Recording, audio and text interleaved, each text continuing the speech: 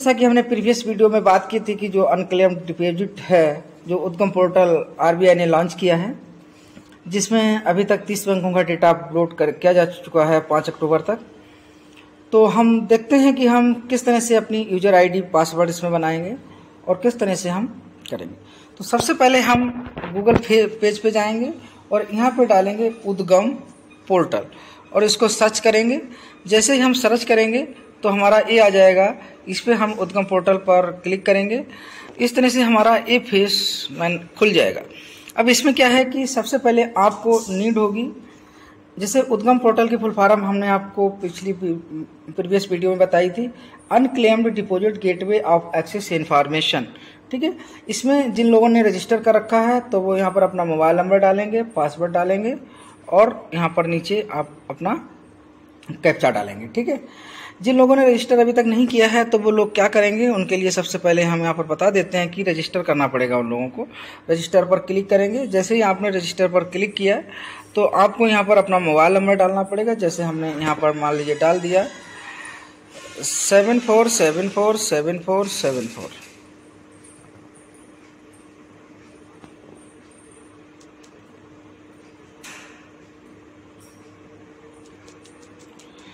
जैसे हमने यहाँ पर अपना मोबाइल नंबर मान लीजिए डाला,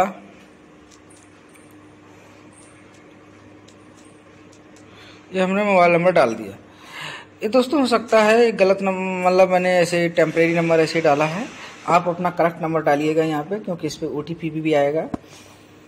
तो यहाँ पर अपना नाम दे देंगे। जैसे मान लीजिए नाम दे दिया हमने मोहन, यहाँ पर हमने दे दिया। जैसे मान लीजिए अगर सिंह है तो यहाँ पर सिंह दे दिया। देयर आफ्टर क्या करेंगे, हम अपने हिसाब से अपना यहाँ पर पासवर्ड बना लेंगे। पासवर्ड में एक अक्षर कैपिटल लेटर में होना जरूरी है और बाकी स्मॉल लेटर में। स्पेशल कैरेक्टर जैसे @ वगैरह या हैश वगैरह भी रहना जरूरी है, या एक्सक्लेमेटरी साइन जो होता है वो होना जरूरी है, और अंक भी होना जरूरी है। तो जैसे हमने ये सारा कुछ डाल लिया। अब ये डालने के बाद में हम फिर इसको पासवर्ड को वो इंटर करेंगे जो अभी हमने डाला था। हमने वो इंटर कर लिया। इंटर करने के बाद में हम यहाँ पर एक ये जो कैप्चा आ रहा है, इस कैप्चा को डालेंगे EI787PC। ये कैप्चा डाला।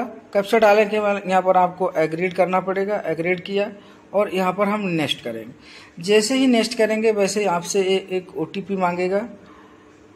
OTP मांगने के बाद में ये आपका सक्सेसफुल रजिस्टर हो जाएगा। ठीक, हमने इस वीडियो में देख लिया कि हमने किस तरह से उद्गम पोर्टल पर अपना रजिस्ट्रेशन किया। अब रजिस्ट्रेशन के बाद में हम क्या करेंगे, इसके मेन पेज पे जाएंगे जहाँ पर लॉगिन लिखा रहता है। यहाँ पर हम अपना मोबाइल नंबर डालेंगे, जो भी हमारा मोबाइल नंबर रहा होगा। हमने यहाँ पर अपना सबसे पहले हमने जो हम अपना यहाँ पर मोबाइल नंबर डाल देंगे। जैसे हमने एग्जाम्पल के तौर पे अपना जो हमारा मोबाइल नंबर था 7474747474 डाल दिया। यहाँ पर हम अपना जो भी हमारा पासवर्ड था उस पासवर्ड को हम डाल देंगे। ठीक है, जो भी हमारा पासवर्ड था उस पासवर्ड को हम यहाँ पर डाल देंगे और यहाँ पर हम कैप्चा डाल देंगे। यहाँ पर हम कैप्चा डालेंगे 398OCB। हमने कैप्चा डाला। कैप्चा डालने के बाद में हम इसे नेक्स्ट करेंगे। जैसे ही हमने नेक्स्ट किया तो हमारा OTP हमारे मोबाइल नंबर पर चला गया। उसको हम यहाँ पर OTP जो भी हमारा आया होगा उस OTP को यहाँ पर हम एंटर कर लेंगे। अब हमने OTP इस पर डाल दिया। अब हम इसको लॉगिन करेंगे। अगर ये हमारा OTP ठीक होगा, अब चूंकि OTP हमारा एक्सपायर्ड हो चुका है तो इसके लिए हम दोबारा से इसको लॉगिन करेंगे। ठीक है, तो हमारा ये नेक्स्ट पेज ओपन हो गया। इसमें आपके 2 टैब आ रहे हैं। एक टैब आपका आ रहा है इंडिविजुअल का, दूसरा आ रहा है नॉन इंडिविजुअल का। तो अगर आपका सिंगल पैसा गया हुआ है तो आप इंडिविजुअल को सिलेक्ट करेंगे। अगर किसी कंपनी, फर्म इत्यादि कॉर्पोरेट का पैसा गया हुआ है तो आप कॉर्पोरेट। यहाँ पर हम मान लेते हैं कि मोहन नाम का कोई बंदा था, उसका पैसा RBI को गया हुआ है और वो ट्रेस करना है कि कितना पैसा गया है। तो हम क्या करेंगे, इसमें इंडिविजुअल पर सिलेक्ट करेंगे। इंडिविजुअल पर सिलेक्ट करने के बाद में नेक्स्ट आपका आएगा account number, name of account, हम नेम ऑफ अकाउंट को हमने डाल दिया कि किस नाम से अकाउंट था बैंक में। इसके बाद में हम जो सबसे इम्पोर्टेंट है वो है कि सिलेक्ट बैंक। यहाँ पर हम बैंक्स को सिलेक्ट करेंगे। ये हमारा जैसे आ गया। अगर हमें इंडिविजुअल बैंक का पता है तो जैसे हमारा एक्सिस बैंक हो गया, बैंक ऑफ बड़ौदा हो गया, बैंक ऑफ इंडिया हो गया, बैंक ऑफ महाराष्ट्र हो गया, कनारा बैंक हो गया, सेंट्रल बैंक ऑफ इंडिया हो गया, डीबीएस बैंक इंडिया लिमिटेड हो गया, धनलक्ष्मी बैंक लिमिटेड हो गया, फेडरल हो गया, एचडीएफसी हो गया, एचएसबीसी हो गया, आईसीआईसीआई हो गया, आईडीबीआई हो गया, इंडियन बैंक हो गया। तो इस तरह से हम बैंक को सिलेक्ट कर लेंगे। अब हमें पता ही नहीं है कि हमारा अकेले एक ही बैंक में था, और भी बैंकें थी, तो यहाँ पर हम सिंपली क्या करेंगे, हम सिलेक्ट कर लेंगे ऑल बैंक को। किसको सिलेक्ट कर लेंगे? ऑल बैंक को। जैसे ही हमने ऑल बैंक को सिलेक्ट किया, ऑल बैंक को सिलेक्ट करने के बाद में क्या होगा, आइए हम देख लेते हैं। ऑल बैंक यहाँ पर अभी ऑनलाइन 29 बैंक दिखा रहा है, ठीक है। अब क्योंकि आगे आने वाले समय में 15 अक्टूबर तक की डेडलाइन दी है आरबीआई ने कि इसमें सारी बैंकें आ जाएंगी जहां तक है। तो अब यहाँ पर हम अपना पैन नंबर डालेंगे, यहाँ पर वोटर आईडी डालेंगे और यहाँ पर ड्राइविंग लाइसेंस डालेंगे। ये सब फिल करने के बाद में हम क्या करेंगे, जैसे मान लीजिए हमने यहाँ पर डाल दिया अपना pan number CHSPK,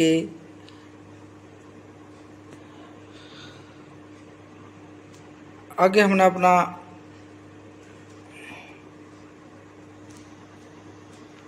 pan number डाल दिया, जो भी हमारा वोट। अब यहाँ पर इनवैलिड दिखा रहा है। इनवैलिड इसलिए दिखा रहा है क्योंकि यहाँ पर हमने इनवैलिड ही डाला है, क्योंकि यहाँ पर सिक्योरिटी की वजह से यहाँ पर हमने इसको एक्सेस कर दिया। यहाँ पर न्यूमेरिक नंबर होता है।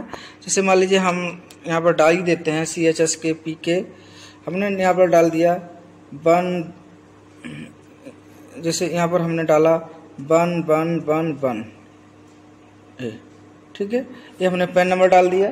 वोटर आईडी डाल देंगे,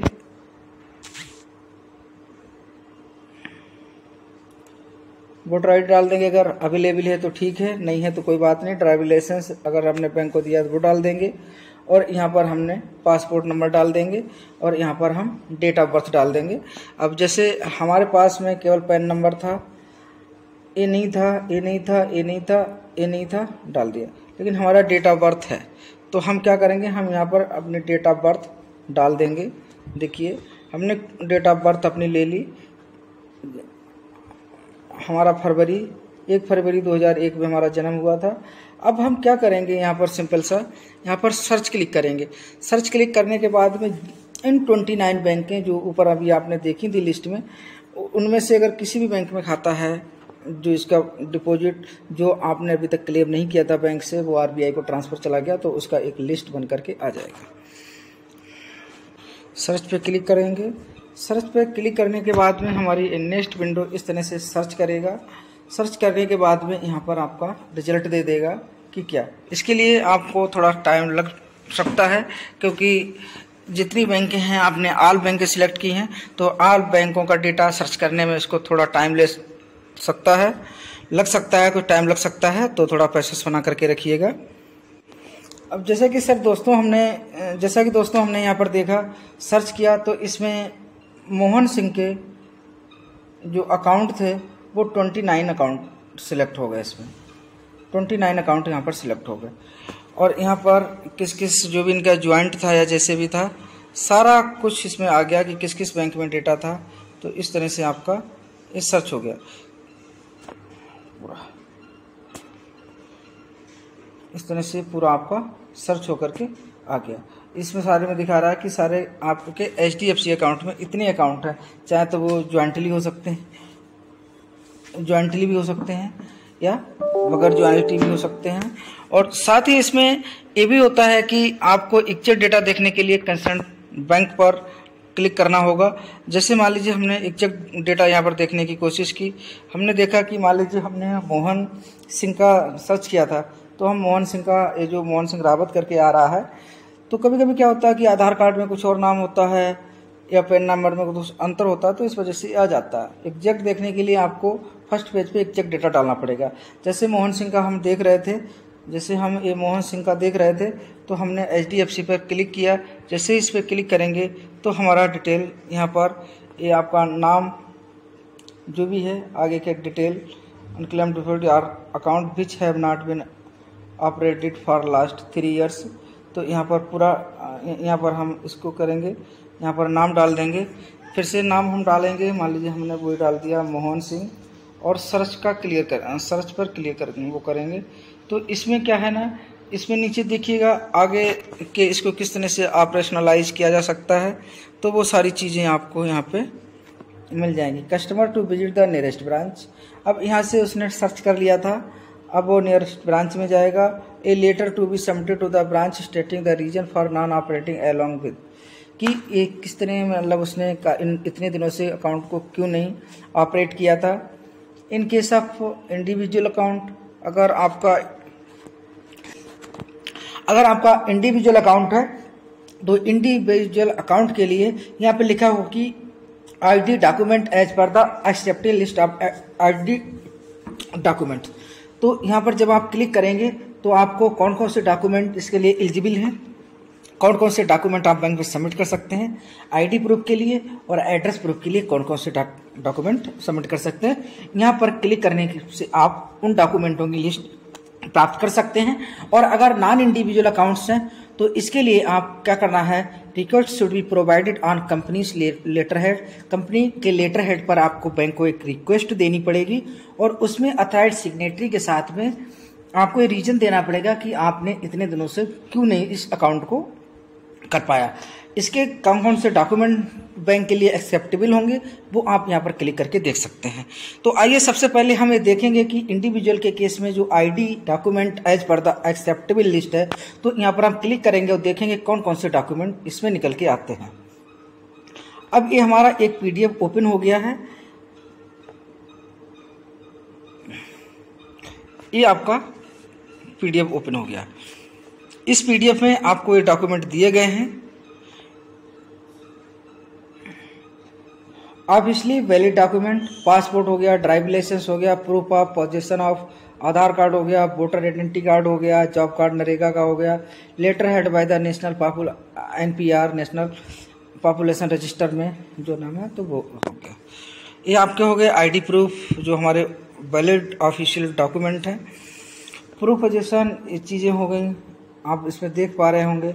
आधार कार्ड हो गया, आधार कार्ड हो गया, आधार सिक्योर QR कोड हो गया, KYC हो गया, पेपरलेस KYC हो गई।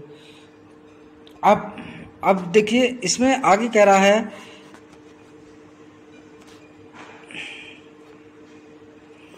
आगे इसमें कह रहा है कि if the document does not update address the demand, अगर इनमें से कोई डॉक्यूमेंट आपका जो अपडेट नहीं है तो इनमें से कोई सा एक दिया जा सकता है।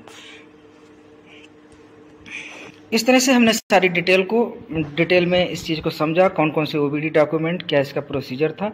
अगर दोस्तों ये वीडियो हमारा आप लोगों को अच्छा लगा हो तो प्लीज़ लाइक कमेंट शेयर अवश्य करें, ताकि और लोगों को भी इसका फ़ायदा हो सके और हमारा कस्टमरों के प्रति और बैंक के प्रति दोनों के बीच की जो ट्रांसपेरेंसी है वो बनी रहे और उसको अच्छी बेहतर तरह से एक दूसरे को जो कस्टमर और बैंकर के बीच में जो संबंध हैं उनको एक मजबूती ला सकें। जय हिंद। अगर हमारा वीडियो अच्छा लगा तो प्लीज़ शेयर अवश्य करें।